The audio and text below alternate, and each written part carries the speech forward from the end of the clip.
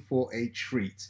I have a special guest of ours. His name is E.A. Solkovitz, straight from the USA. Now, he's going to be sharing with us how to be wealthy, how to be wise, and how to create the lifestyle that you really, really dream of. Now, he's the founder of Givers University. He's going to tell us a little bit more about what Givers University is.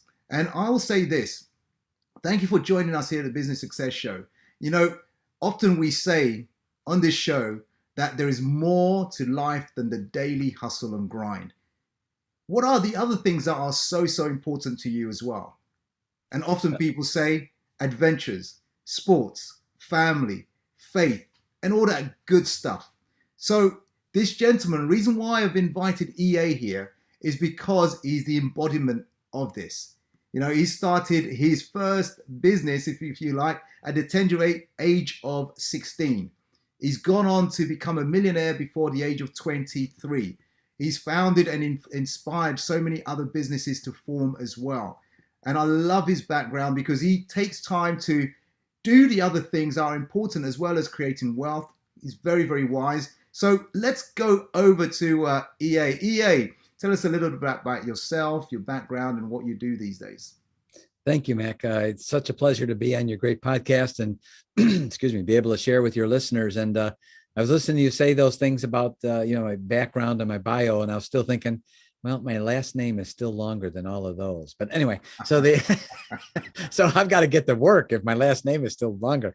Happy to share sort of some interesting events that transpired that led me down some paths. And the first things I can share with you is that all the things I'm about ready to share with you and the blessings I had, and as huge fortunes came in and out of my life and in and out of my life through the ebbs and tides of life, we learn about what happiness really is, and how even at an early age I had it backwards. And so I'm happy to share that with your listeners.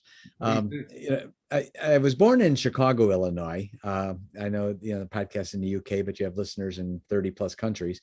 That's pretty much middle of the United States. And my father was a milkman. I'm 65 years old now. So back when I was 5 years old, 60 years ago, how did that happen? 6 decades. Let me tell you, it goes by. That's why you got to make each day count, because you do turn around 3 times and all of a sudden you're there and you go, how did that happen? Anyway, so at the ripe old age of 5 years old, I would help my father on his milkman route. He had one man, worked himself, and had a route for a company called Twin Oaks Dairy. And back then, milk came in glass gallons, and there was a box outside all the houses that was called the milkman's box. And you know what was amazing, Mac, is that money, or that box, always had money in it, and no one ever touched it. Right. No one touched it. Different times, right? I mean, just that was milkman money, right? And everyone knew that was for the milkman. And different so, times, yeah, for sure. And but my father did say something every time I worked with him. He always said the same thing. He always said, well, when we're done, we're done. And I witnessed at the ripe old age of 5 years old, here's my father. He didn't punch a time clock. He got up at 3 a.m. And when I worked with him, subsequently, I got up at 3 a.m. and we had to go cut ice from these big 6-foot high chunks of ice, because the local delivery trucks, none of those were refrigerated. It was only the big 18-wheeler. So you had to break up the ice yourself and fill up the truck with ice, to keep it cold while you're delivering. So, so all of these experiences, but he always said that same thing. Well, when we're done, we're done. And that sort of was my first, I think, touch with being a self-starter. If you want to get on with it, get on with it. And don't put it off. Don't be a part of the biggest nation in the world, which is the procrastination. And and get on with it. Decide what you need to do and go do it. So and I was very fortunate that, and I have very fond many memories of work with my father on his milk route at such an early age. Then at the ripe old age of 16, I decided to take my first step into prosperity, and I became a janitor. Now, I didn't mind being a janitor because business was always picking up. What? Anyway, so See, I always start laughing first, because that way it helps everyone bail out, because I want them to know it's okay to laugh at me or with me. I'll go with both of them. Anyway, So the there was two interesting events that happened in my life when I was a janitor that really molded my success going forward in a huge way. The first one was at 16, Mac, I was able to be bonded, which means insured. So if my buffer hit a piece of equipment when I was cleaning, buffing a floor, the insurance company would pay for it, right? That also allowed me to be in expensive places and expensive homes. And I was cleaning, and I cleaned a home every single Wednesday of a lady whose name, when I mention, won't mean anything to you or your listeners until I make the movie reference. The lady's name is June Martino. And here I am in her house. She was a local icon. I don't know if you ever saw the movie, and it was out a couple years back. It's still on streaming, probably will be for a number of years because it's a fairly good view, a fairly good watch. It's called The Founder. It's about McDonald's. Yeah, Ray Kroc. Yeah. The Founder. Okay. Oh, Yeah. did you see it? Yeah. Great movie. Okay, great. First, I want to say, number one, a lot of Hollywood spin. I mean, I lived that event. I mean, it's always Hollywood's going to spin it. But there were certain events that did happen, and that's what it's based on, those events. The rest is all drama and Hollywood stuff they threw in. Ray really wasn't the way the movie portrayed him. And I lived in Oak Brook, which is where the world headquarters for McDonald's was for decades and decades. So, and the first, they show in the movie, he's making his first franchise in Des Plaines, Illinois. I drove that, that was the last leg of our milkman route when I was a little kid at 5 years old. And we drove by that McDonald's hundreds of times. Wow. And I remember when they put 1 million hamburgers on the sign. I thought, man, 1 million hamburgers. Did your parents ever take you there? Did you ever eat there, or? I think we stopped there maybe for a soft drink or something at some different time, because we were pretty much at that point, we were ready to, I was working with my father, so it was time to go home. Right. Yeah. And Oak Brook was a little distance from there. But anyway, in the movie, Ray, it starts out, Ray's a milkshake mixer salesman, right? And then he meets the McDonald's brothers. During the whole movie, from the beginning to end, he's talking to a lady outside his office. And he says, June this, talking to this lady. That lady is the lady whose house I cleaned. I cleaned her house. Oh, okay. And that's June Martino. When I met her, she had the third most controlling stock in McDonald's. She was an icon already when I met her. So she lived in a place called Ginger Creek, which was basically still Oak Brook, where the world headquarters was. And back then it was $1 million home. She had a full-time maid and butler. And I was in her, clean her house every single Wednesday. I was there to buff the floors with a special buffing pad, clean the swimming pool, and clean out the garage. By the way, Mac, loved cleaning the garage because I had to pull out the Rolls Royce. Nice. So I got to sit in a car that was 10 lifetimes of my income, right? Wow. And here I am as a janitor, and at night I go home and I drive my Rolls Canardly, which basically rolls down one hill and can hardly make it up the next. So here I am driving my Rolls Canardly, but I'm thinking, wow, and I had such a wrong thought before I met her. And the thought was, I thought, and I don't know why, Mac, I don't know why this was in my head, it was wrong, but I thought to be successful and prosperous, you had to be a jerk.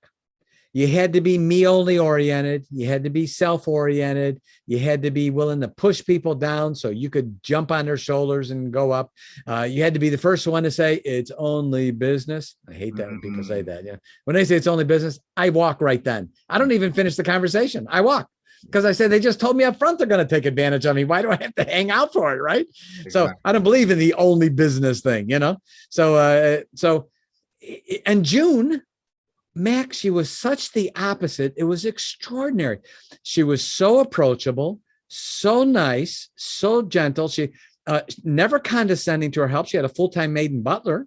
And just to show you how approachable she was, if I was buffing the floor and she walked through the room and saw me before I saw her, she would say hello before I even looked up. I mean, just really nice, really approachable. And that was astonishing to me. I thought, man, I can't count how many zeros this woman's worth on my fingers and toes. This is way different than I thought it was, and how I lived that way. And so one day and she knew who I was. I was in there every Wednesday. She always said hi. I said hi back and that kind of thing. One day, Mac, I got up the courage and I mustered up all the courage that a snot-nosed 16-year-old could muster up. And I'm going to go ask June Martino a question. Okay. So I got all set up and I got my courage all set and I'm shaking in my janitorial boots as I walk up to her. And I said, "Hi, June." She was so approachable. It was amazing to me. It was astonishing. And she said, "Hi." And I said, "Can I ask you a question?" She said, "Sure." And I said, "Well, could you tell me about it?" And she said, "Well, what's that?" And I said, "Well, the whole McDonald's thing." I'm not kidding, Max. She put her arm around me, brought me in the kitchen. I'd asked her in the morning, the entire day, told me the entire story from when she worked for Ray, when the movie begins, when he was a milkshake mixer salesman before he met the brothers. Okay. And then during when he met the brothers, all the events in the meantime, up until the moment we're sitting in the kitchen. She even has the maid and butler bringing us food in the kitchen so she can keep telling me the story. And I'm astonished by this. I thought, man, this is crazy. Is she talking to someone else? I'm like, I'm like a kid. What's she doing? Tell me all this stuff, And then there's a part in the movie. You'll remember this part. And she referenced it decades earlier. It didn't happen the way the movie said, Hollywood spin, but the event did happen. June at one point went to Ray, Michael Keaton, and said, "We don't have any money. There's no money left, nothing left." And that perpetuated him calling the brothers. They have an argument on the phone. He says, "I'm not getting enough percentage," and slams down the phone that way, right? Didn't happen that way, but none of the event did take place. And she told me about it. And she said, there was no money. So Ray, I agreed to keep working for Ray for no pay. He gave me stock in a worthless company, worth less than zero company. And he agreed to take some of the bill collector phone calls. When they called me, they wouldn't have me on the phone. So I asked her, I said, "June, I'm a janitor. I work Friday to Friday, paycheck to paycheck. If I don't get paid on Friday, I'm not showing on Saturday." And so I asked her, I said, "Why'd you do it?" Mac, I'm not kidding. She looked back at me. She sat back in her chair, and I'll never forget. She did this eye lock on me and left the room because I could tell right then in that instance, I had asked her a question no one ever asked her. Everyone wanted to know what happened with McDonald's, but no one ever asked her why. Okay. So when I said, "Why'd you do it?" She, for about 10 seconds, just stared at me and thought, and I thought, it seemed like a half hour because she's staring right at me, but I know she's just thinking. And then when she spoke, it made the hair stand up on the back of my neck. What she said, the way she said it, and then my immediate thought after. When I asked her, "June, why'd you do it? Why'd you work for nothing?" She said to me, "Because I believed in Ray." And my first thought, Mac, instantly was, that's it. I need to find me a Ray Kroc. That's what I need. I need to find someone that can bring me under their wing. It certainly didn't work out too bad for June. I'm in her $1 million home here, and that's $1 million when I was 16, and I'm 65 now. Who knows what it's worth now? Now I'm thinking, wow, I said, that's it. I don't even know what I don't know. I don't know the answers. I don't know what should be asking. That's it. I need my Ray Kroc. And I foolishly, Mac, without even knowing, did the next right thing by mistake. I threw out there a question, and the question was, where's my Ray Kroc? Where would I find him at? You actually asked that question? You said that out? I mean, and what was interesting was that later on, my business mentor taught me, he said, people live backwards. Many people starting out in business live backwards. He said, everyone wants the answers. What's the answer to this? What's the answer to that? They all want to go find the answer. He said, wrong. Backwards, backwards, backwards. He said, the answers are always present. They're omnipresent. He said, we should be focusing on asking the right questions. Absolutely. Because our lives become self-fulfilling prophecies. And when we ask the wrong question, we're going to keep getting the wrong answers. Absolutely. And ignorantly, and I mean puritanically, just simply not knowing, I stumbled on the right thing, and I just thought, where's my Ray Kroc? In other words, I never said I'm never going to meet him. I never said I'm never going to find him, or this never going to happen to me, or she was lucky. I immediately thought, my Ray Kroc's out there. I just got to find him. Where is he? And it wasn't 2 or 3 months later at the same janitorial service. Phone call comes in late at night. Boss talks for a couple of minutes on the phone, hangs up the phone, says this guy's in from Detroit, and he wants to see some carpeting. He's leaving back in the morning. He's opening a diamond store, and he needs to see some carpet samples because they're doing a rebuild in this place. And I said, okay, what's that got to do with me? I mean, I'd already punched out. It was after dinner time, and I'm just talking with the boss because he was like a friend of the family. And And he said, well, I need you to go. I said, Jerry, that was his name. I said, Jerry, I'm not going. I've been cleaning all day. I'm tired. I'm not going. He said, no, I need you to go. I said, I need you to bid out this carpet job. I said, Jerry, I've never bid carpet out. You know that. I know how to clean it and shampoo it and all that. I said, I don't know how to estimate a carpet job and, how to measure and everything. He goes, I'll get this wheel and go this way. I'll show you how to do it. I said, Jerry, no, I'm not going. He said, I'll tell you what, if you go, I'll give you your pick of any Saturday off you want. Okay. Now for a janitor, Mac, that's a big negotiation chip, right?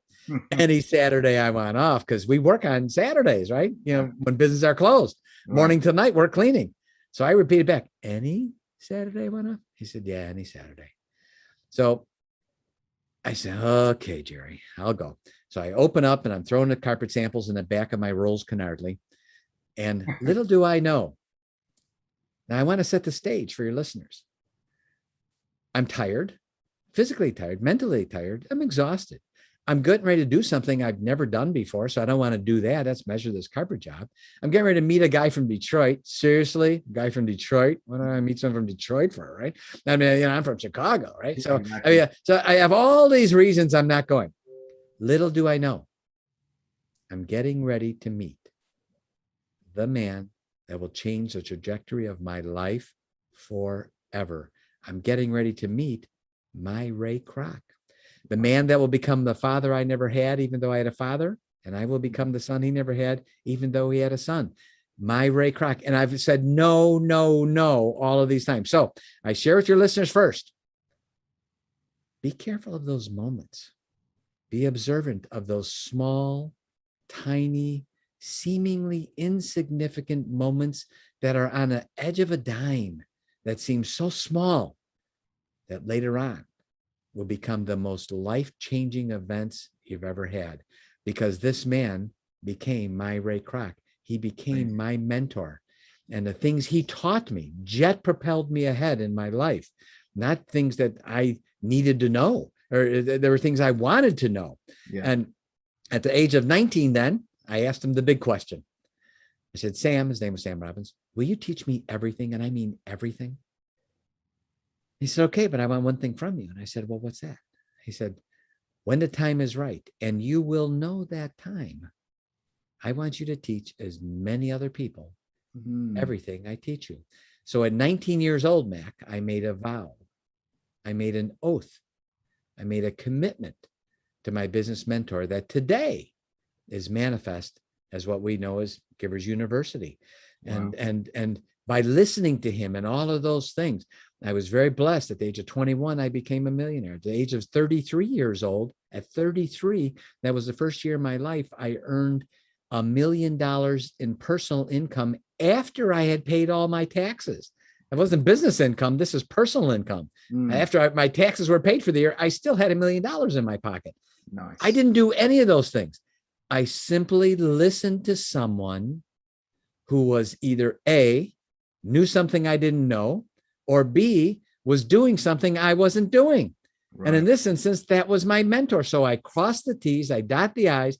And Mac, the only thing I can share with you that I really was able to do, and it had a profound impact on me, I had the ability to humble myself and say, I don't know. Could you teach me about that? I'd like to learn about that.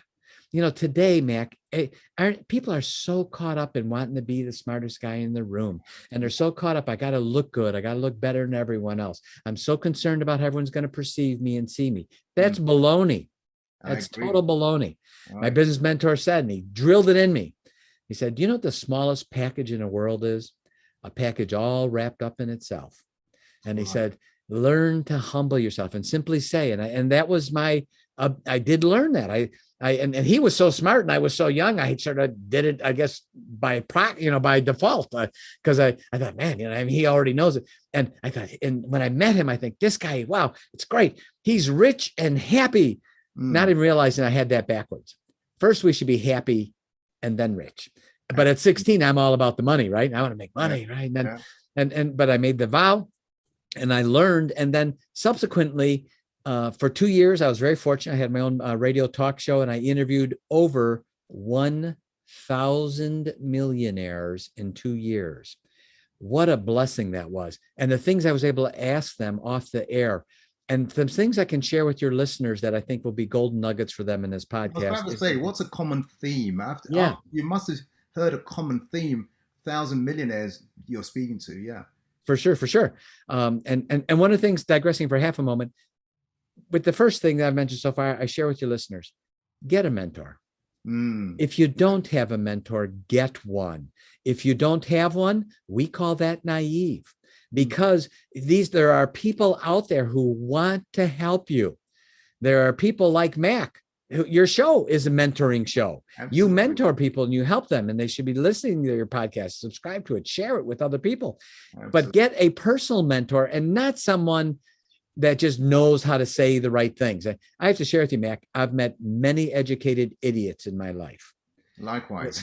They have all the book knowledge. They can tell you all the stuff and spew the words back at you, but none of them have application skills. They don't know how to do it. And when you say, can I, I just literally this morning, I was on Twitter and I was doing, do some posts for Givers University. A guy on there was saying, here's a thread about guy doing financial advisory work.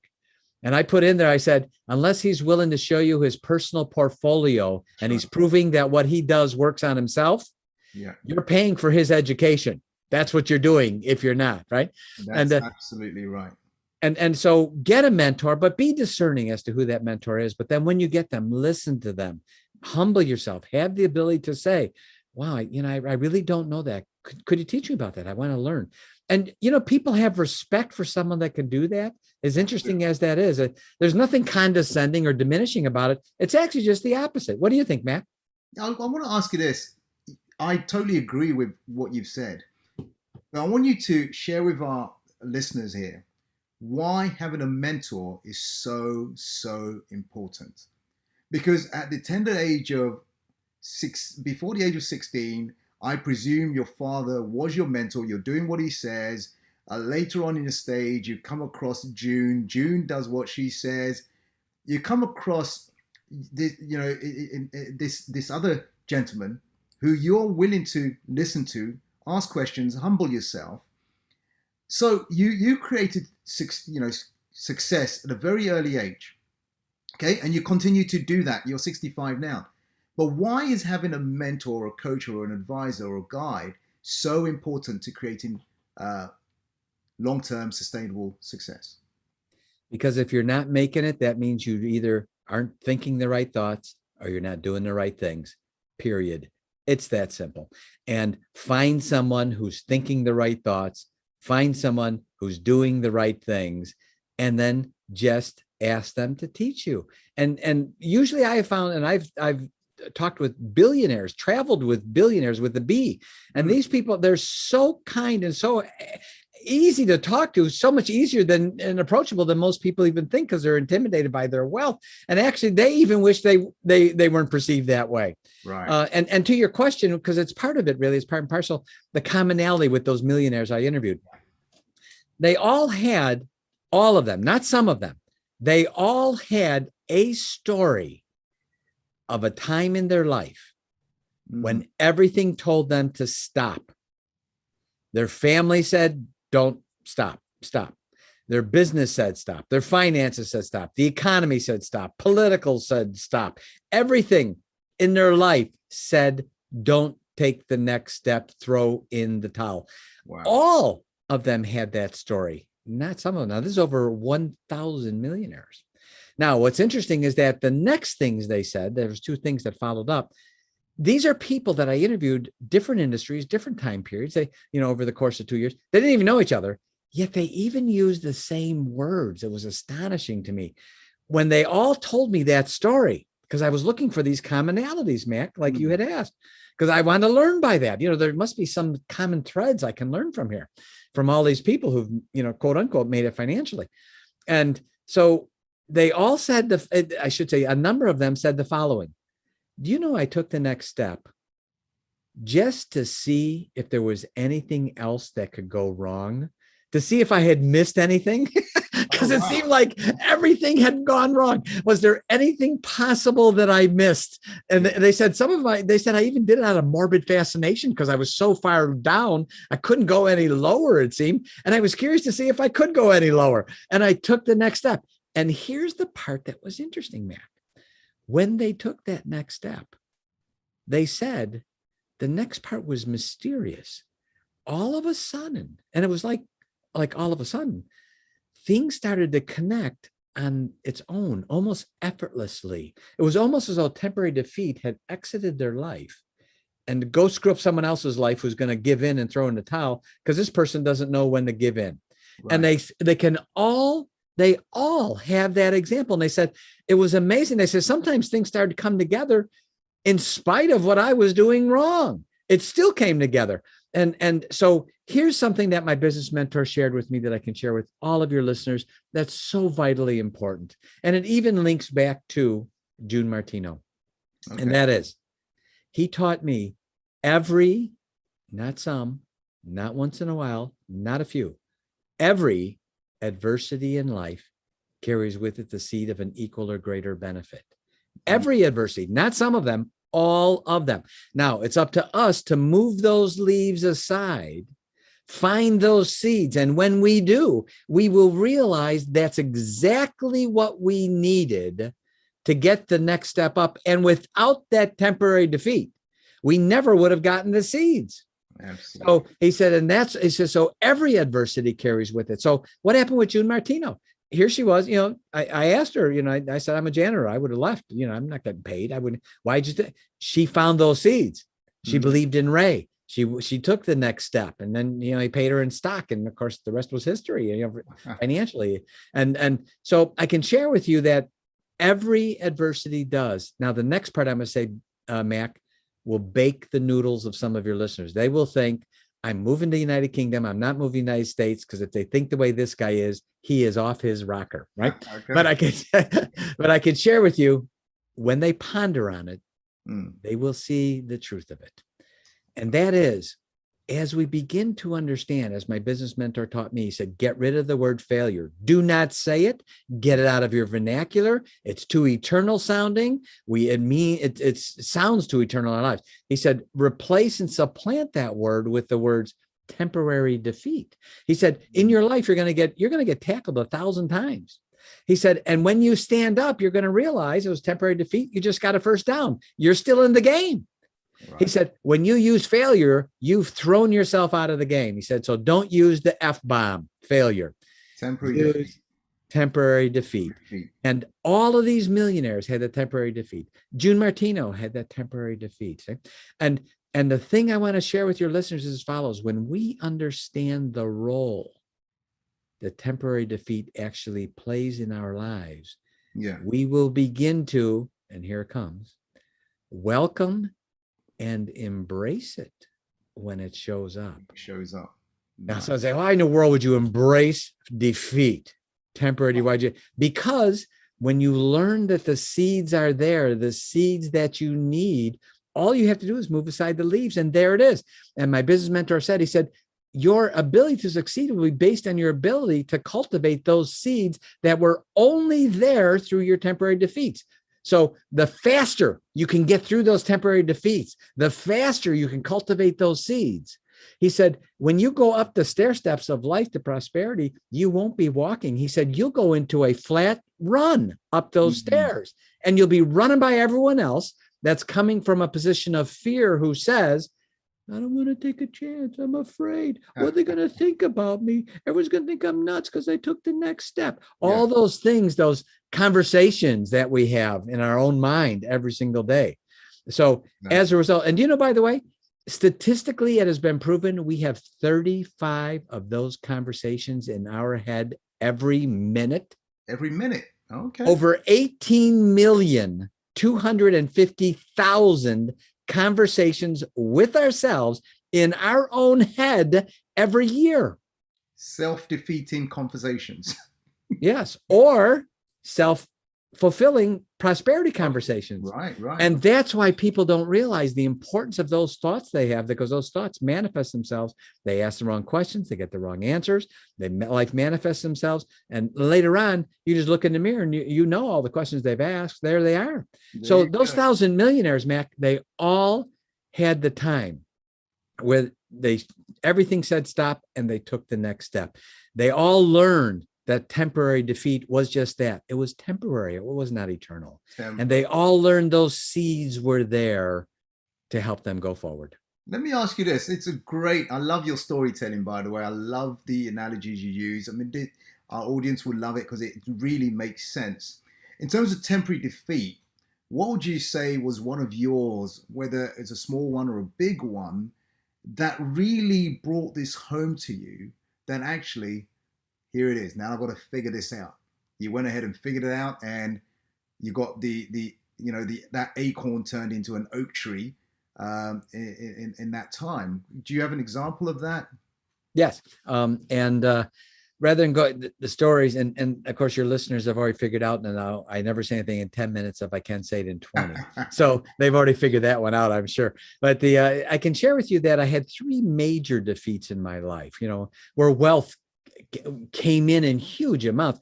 As 33 years old, I wasn't even driving myself. I had a full-time limo and a full-time personal valet. I had 2 aircraft. I was a commercial pilot and fly myself my own planes, and living life like there was no tomorrow, like earning $1 million a year. Right. And I hadn't learned some really critical lessons. I had heard about them, but I hadn't had the opportunity to apply them. And it had to do with all 3 of these, and rather going into details in the interest of time here, but I can share with your listeners what happened overall at a macro view, and then what happened as a result. All 3 of the major temporary defeats that happened in my life were all due to my inability to discern in my relationships. And that inability to discern in my relationships in all 3 instances caused me to have a major temporary defeat where huge sums of money left my life. And then, then I made it back, and then it left again. And so, and each time this happened, I wrote a whole book so that my butt wasn't in that place again. And those became the courses that are in Givers University. We actually have 3 courses the series is called Give to Be Great. The first book is called The Giver's Mindset, based on basically my first big setback. But how givers think differently than takers. And the second book, not based on another setback and temporary defeat, and they're chronicled in the appendixes, if you will, all the way through all 3 books and 3 courses. Second one's called The Giver's Lifestyle, how they live differently than takers.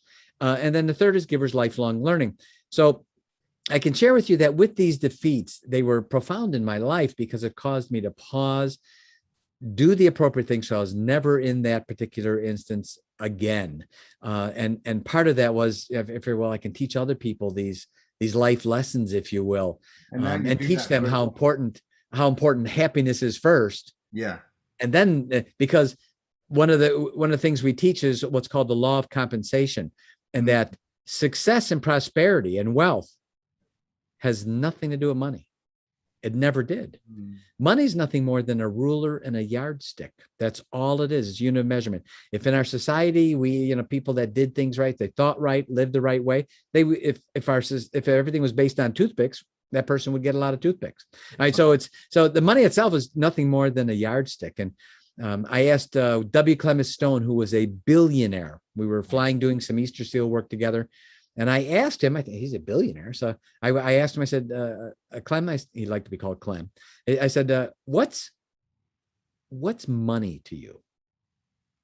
And he gave me the best answer. He turned and looked right at me, didn't hesitate at all, looked right at me and said, money is power to do good. Money. And I thought, wow, power to do good. And in his final days, he was teaching whole governments how to become self-sufficient. Oh, wow. And where, most people are just trying to get their own bills paid and become self-sufficient. He's teaching whole governments, shows you where his mindset was and what he was doing. And so at Givers University, what we teach, simply put, to invest just a couple moments on that. Go ahead. Tell us more about Givers University, because our audience, I think, you've got a lot to offer, a lot of knowledge, and I think people need to learn this. Before you go into Givers University, tell us, what do you mean why the term givers, givers? And I know you talk a lot about givers and takers, and givers have a way of creating success in a certain way, and it's seamless. And takers, what happens? Give us a background of givers and takers, and then tell us more about Givers University. Okay, great. And to do that, they're actually, weirdly enough, almost the same answer. Oh, okay. What we teach is, and it's something I had to learn, and that was, first of all, I say to all your listeners, I say it emphatically: we love everybody. I say it again: we love everybody, and we teach people how to discern or separate the person who we love from their deeds, which we may not love. Okay. And we actually use a very granular, detailed approach, and we've identified the actual deeds, the actual things you look for that people do that you can observe them doing to help you discern in your relationships. So we teach discernment in relationships. If I ask your listeners right now, think about the fires you stomp out every day. Think about when your stress level goes straight through the roof during the day. Think about when you have a conversation with someone. At the end of the conversation, you barely remember what the conversation was about, but you do know you have no more energy left. They just drained it all from you. Right. All three of those things, Mac, have one thing in common. There's a name attached to them. And no one teaches us today how to discern. In fact, I can share with you, we're the only ones teaching this. I do 1 to 3 interviews a day, and I can share with you, no one's teaching this. And when I go through this, people go, wow, this is really good. And a couple of interviews back, this one guy said, wow, this is great. I love this stuff. I just read this book that we should surround ourselves with 5 good people. I said, you're right. You should. One question for you. Which 5? Which 5, right? And all of a sudden he's staring back at me. I said, you get my point? No one's teaching us what to look for. What should we be observing, right? And so we teach people. So as an example, if I said right now, Mac, as I'm looking at you and I could tell you had itchy eyes and your nose was running, I could, from those symptoms, I could discern you probably have a cold. I'm not able to see the cold. The cold is the cause, right? But the symptoms teach me that.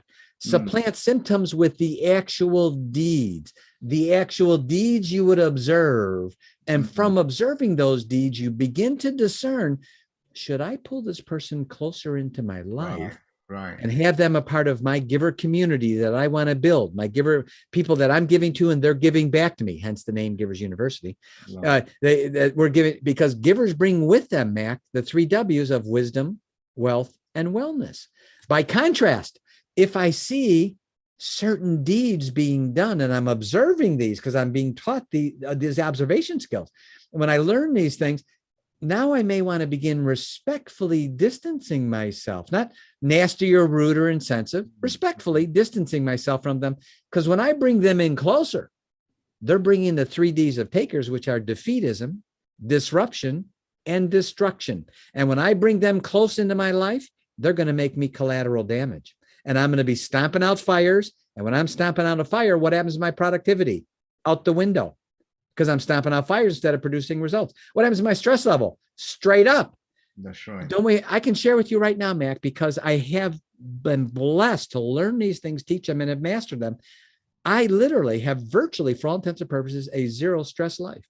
My happiness level right now, because I've worked diligently through the things I learned from other people, to surround myself with my own givers community of people that all are doing the same thing. They all want predictive, massive, and exceptional happiness, freedom, and greatness. They all want those things.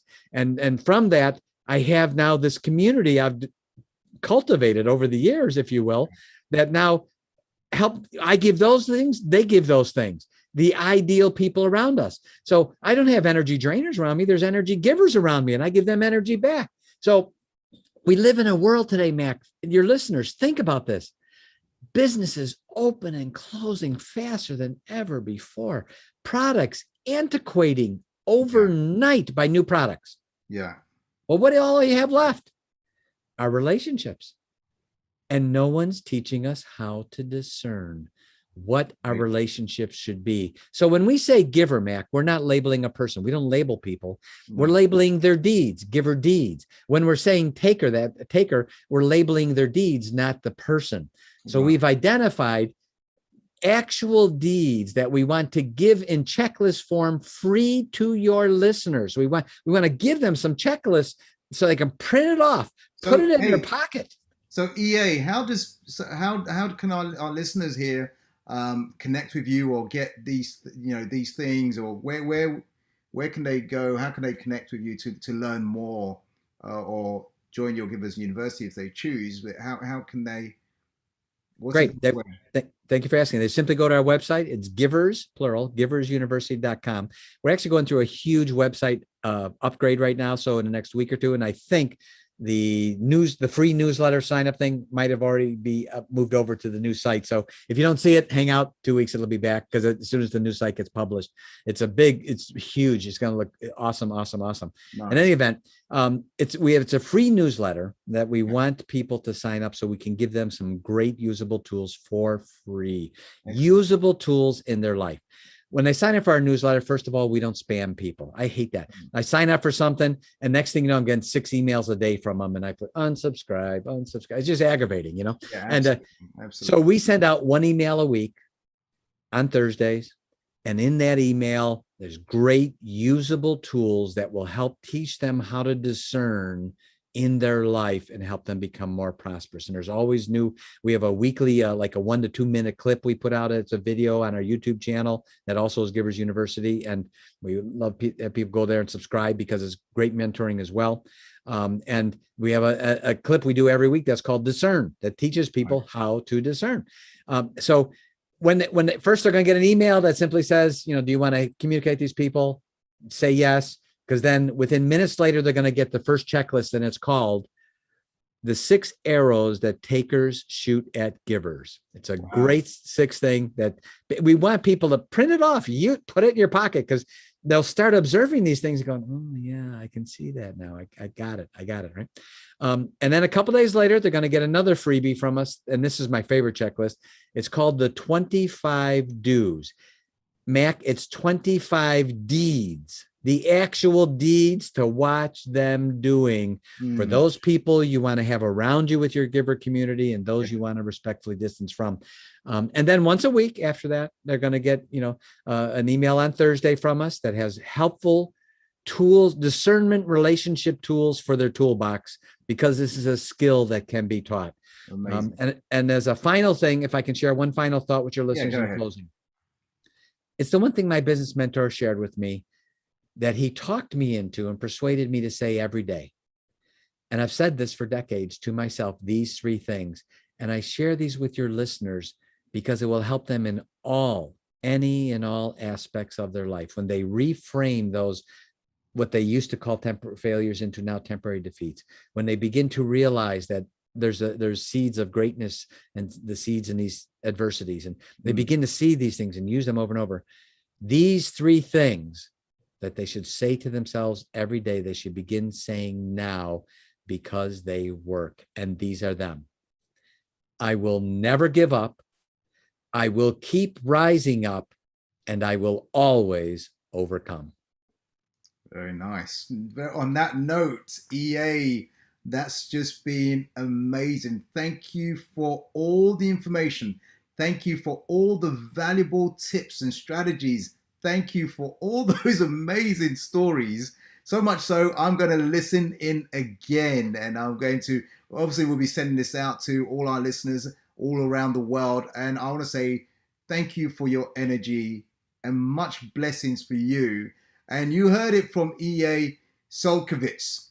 Go to giversuniversity.com, connect with this guy, because you can learn a lot and continue to improve yourself, improve your business, improve your wealth.